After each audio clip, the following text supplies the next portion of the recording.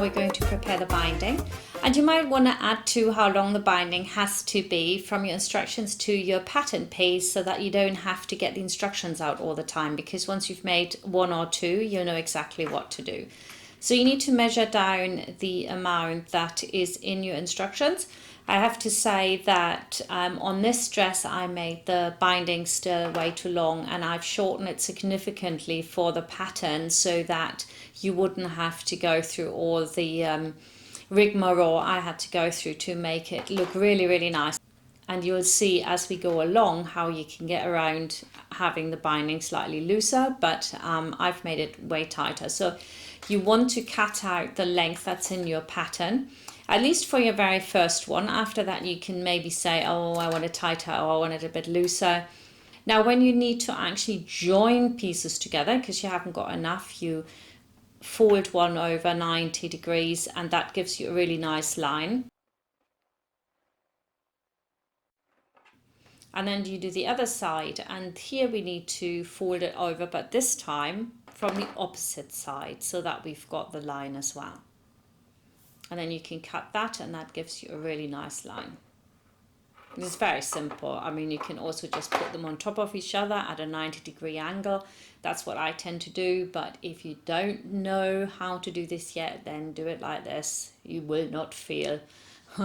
And now I'm just going to pin this and over to the sewing machine and quickly stitch these together.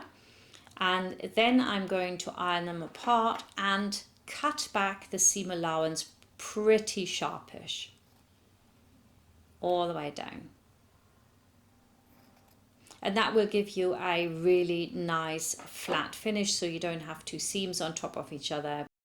For the arm binding we leave it exactly as is. I'm not doing that because we want the underarm seam and the seam of the binding be in the same place. First iron it all lengthways in half, and then you might want to measure again the length just to make sure you haven't stretched it. My fabric that I was using, I said this before in the introduction, it was no recovery jersey. This is like, whoa. When I ironed it, I already stretched it again, so I needed to make sure that it still had the same length. And now I'm just going to join the seams here. That is my arm binding. And I'm using a 1 centimeter seam allowance. I'm sewing this down. And this is a good habit to get into. You want to take the next one and place it straight under so you don't waste a lot of thread. Lock in your stitches at the beginning and end.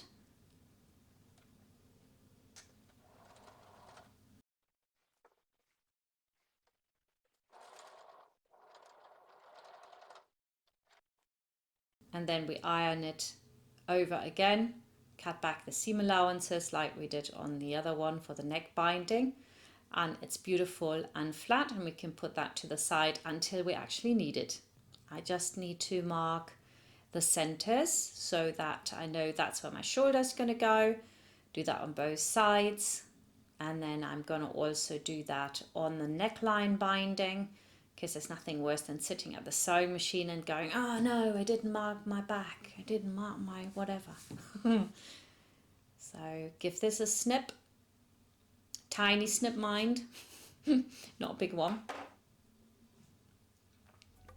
There we go, and then it's going to be really easy to do, and that's it. We can start sewing.